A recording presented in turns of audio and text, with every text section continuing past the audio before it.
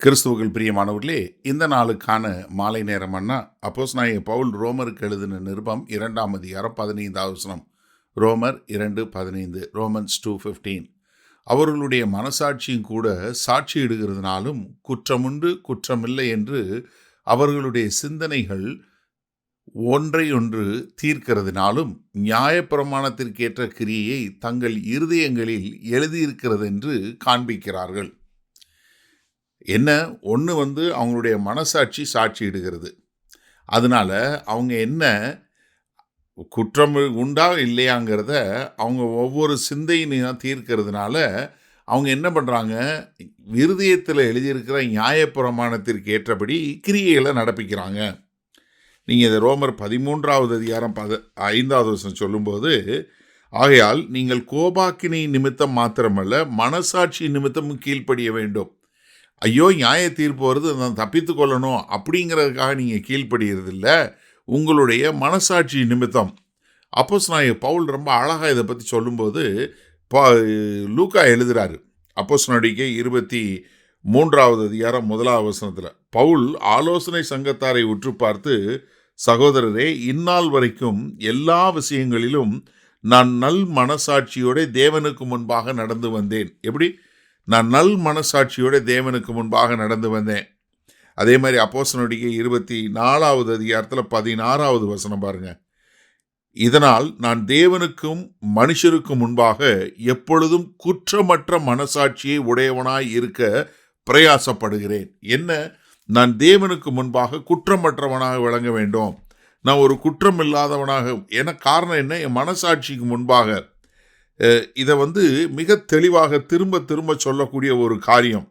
ஏன்னா எனக்கு ஒரு மனசாட்சி இருக்குது. அந்த மனசாட்சிக்கு ஏற்றாற் போல வாழ வேண்டும். இப்போ புசிக்கலாமா, இறைச்சி புசிக்கலாமா, புசிக்கக்கூடாதான்னு வரும்போது கொரிந்து சபைக்கு எழுதும்போது 1 கொரிந்தியர் 8வது அதிகாரத்தில் சொல்லும்போது, ஒரு பலவீனமான மனசாட்சி உள்ளவர் தான் அவன் முன்னாடி அப்படி சாப்பிடாத. ஏன்னா பலவீனம் 7வது வசனம் 12வது வசனம் பார்த்தீங்கன்னா, என்ன பலவீனம் உள்ள அவருடைய மனசாட்சியை புண்படுத்தாதபடிக்கு நம்ம பார்த்துக்கொள்ளணும். ஏன்னா அந்த மனசாட்சி தான் என்ன பண்ணும், ஒரு மனுஷன் குற்றவாளியா குற்றவாளி இல்லையா என்பதை தீர்க்கக்கூடிய ஒரு காரியமாக இருக்கும். ஏன்னா நீங்கள் இதே மாதிரி 1 கொரிந்தியர் 10வது அதிகாரத்தில் சொல்லும்போது 25வது வசனத்தில் கடையிலே விற்கப்படுகிற எதையும் வாங்கி புசியுங்கள், மனசாட்சி நிமித்தம் நீங்கள் ஒன்றையும் விசாரிக்க வேண்டியதில்லை. ஆனால் அதே இது ஒரு விக்கிரகத்துக்கு படைக்கப்பட்டதுன்னு சொல்லப்பட்டா 29 வருஷம், உன்னுடைய மனசாட்சியை குறித்து நான் இப்படி சொல்லாமல் மற்றொருவனுடைய மனசாட்சியை குறித்தே சொல்லுகிறேன். அப்போ என்ன, உங்களுடைய மனசாட்சி உங்கள்கிட்ட குற்றம் உண்டு குற்றம் இல்லைங்கிறத சொல்லுது. அப்போ நம்ம என்ன, அவங்க அந்த மனசாட்சியில் எழுதப்பட்ட அதுக்கு எழுதப்பட்ட அவங்க இருதயத்தில் எழுதப்பட்டிருக்கிற அந்த நியாயப்பிரமாணத்திற்கு ஏற்றபடி ஒரு கிரியைகளை நடப்பித்து என்ன காட்டுறாங்க, அவர்கள் தாங்கள் குற்றமில்லை என்று, குற்றமுள்ளவர்கள் என்றும் குற்றம் இல்லாதவர்கள் என்றும் தங்களை நிரூபித்துக் கொள்கிறார்கள். சரி, இந்த நாளில் இந்த வசனத்தை நம்ம எப்படி எடுத்துக்கொள்வது? அதாவது நம்ம இருதயத்தில் கர்த்தர் காரியத்தை எழுதி வச்சிருக்கிறார். ஆனால் இந்த மனசாட்சி என்ன சொல்லும், இதை செய்யாதுன்னு.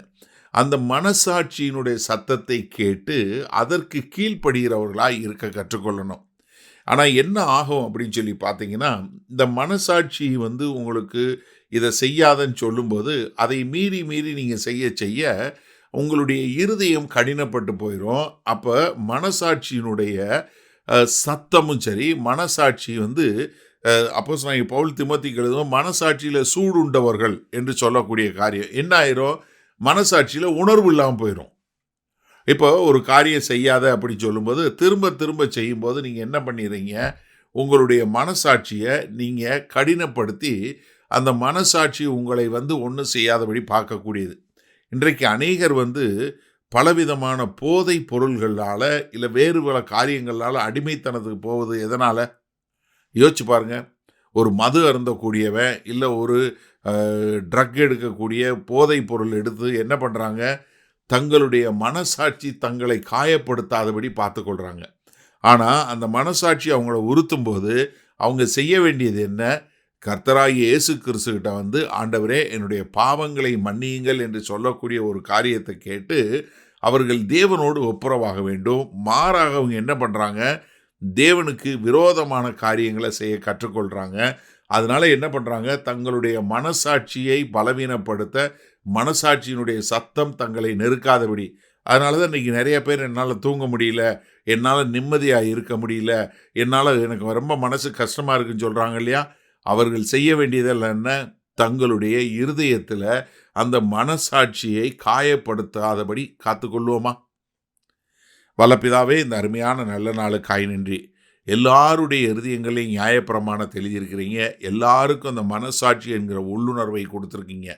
அந்த உள்ளுணர்வை கடினப்படுத்தாதபடி, காயப்படுத்தாதபடி, ஆண்டவரே அதில் சூடு பண்ணாதபடி, நாங்கள் அதை கேட்டு அதற்கேற்றாற் போல ஒரு நீதியான காரியங்களை எங்கள் வாழ்க்கையில் நடப்பிக்க எங்கள் தேவன் எங்களுக்கு கிருபை பாராட்ட வேண்டுமாய் இயேசு கிறிஸ்துவின் மூலம் ஜெபிக்கிறோம் ஜீவனுள்ள வல்ல பிதாவே, ஆமேன்.